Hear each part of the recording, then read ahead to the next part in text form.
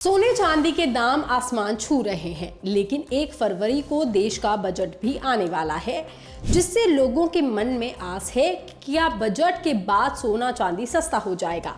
लेकिन क्या सच में सोना चांदी सस्ता होने जा रहा है या इसके दाम और बढ़ेंगे? चलिए हम आपको बताते हैं। 2026 की शुरुआत से चांदी करीब 13% तक बढ़ चुकी है, जबकि सोने ने पिछले 1 साल में लगभग 85% की बढ़ोतरी दर्ज की है। ये ट्रेंड बताता है कि इन्वेस्टर्स जोखिम भरे बाजारों से निकल करके सोने चांदी जैसे सुरक्षित इन्वेस्टमेंट की ओर और बढ़ रहे हैं। इसी बीच 1 फरवरी को आने वाले केंद्रीय बजट को लेकर के बाजार में काफी चर्चा है। ज्वेलरी इंडस्ट्री को उम्मीद है कि सरकार सोने और चांदी पर लगने वाली कस्टम ड्यूटी को और टैक्सेस को कम कर सकती है, ताकि कीमतों का बोझ घटे और इसकी मांग बाजार में बढ़ने लगे, क्योंकि पिछले साल भी सरकार ने ऐसा ही किया था। सरकार ने सोने की कुल ड्यूटी को 15% से घटा करके 6% पर कर दिया था, जिससे कीमतों में गिरावट भी देखी गई थी। लेकिन इस बार एक्सपर्ट्स का ये मानना है कि बढ़ते इंपोर्ट एक्सपेंसेस और चालू खाते के घाटे को देखते हुए सरकार इस बार बड़ी कटौती नहीं करने वाली है।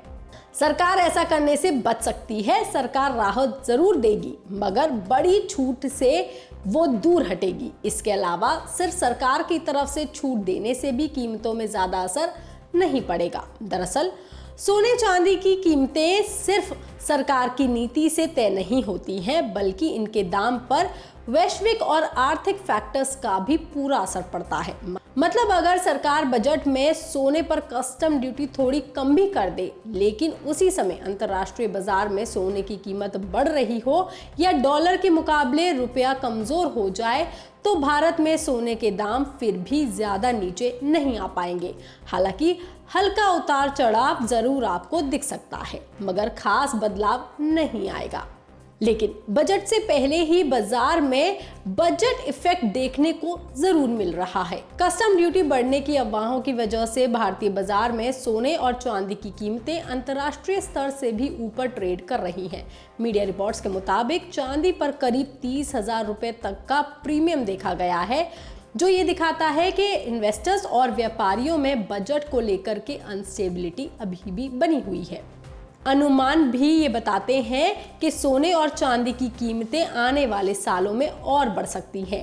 एक रिपोर्ट के अनुसार 2026 के अंत तक भारत में सोने की कीमतें 1,75,000 से 1,95,000 रुपए प्रति 10 ग्राम तक पहुंच सकती है, जबकि चांदी की कीमतें 3,80,000 से 4,60,000 रुपए प्रति किलो तक जाने की संभावना जताई गई है। ये अनुमान वैश्विक कीमतों और रुपया डॉलर के उतार चढ़ाव पर आधारित है, जिससे ये साफ होता है कि आने वाले समय में इन कीमती धातुओं में उतार चढ़ाव बना रह सकता है, लेकिन बहुत कमी नहीं आएगी। कुल मिलाकर के बजट से लोगों को उम्मीद जरूर है कि सोने और चांदी सस्ते हो सकते हैं, लेकिन मौजूदा हालात इसके रेट को और ज्यादा नीचे नहीं लाने वाले हैं।